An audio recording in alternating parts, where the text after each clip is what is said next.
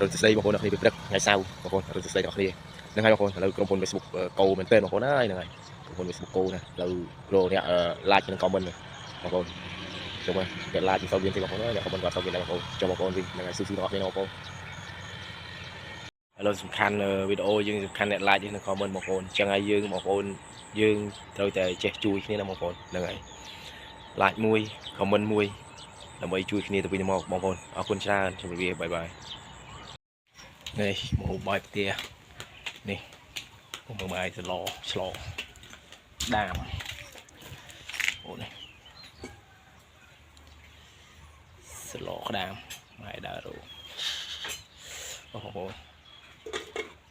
chuyện lộn này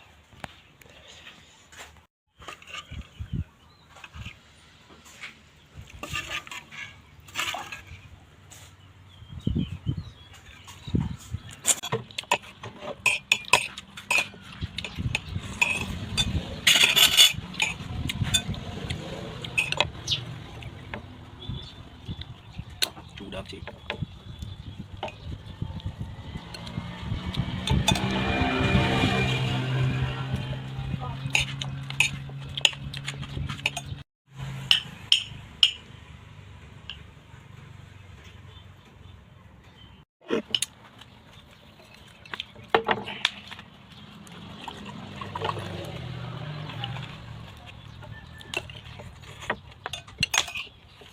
ngon hả?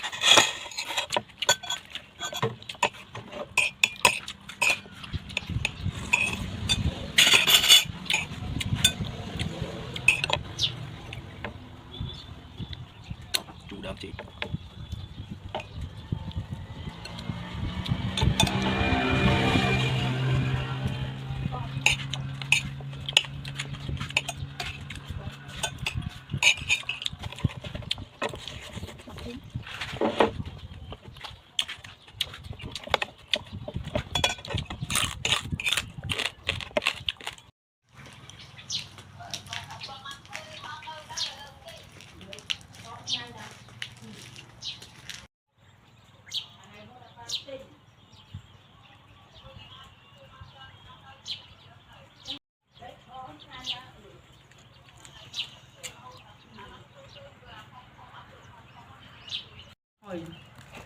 cái riêng biết đại cha và đặc riêng một món cạch việc bãi rồi đó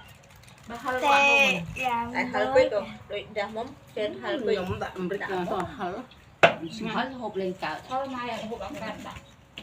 nhóm đã to hở mà chỉ là rồi giờ biết ngon một tiền này bọn con này đâu này thì đây là ban chụp bọn con làm từ sập ok let's go bọn con chụp này là video quay tiếp bye bye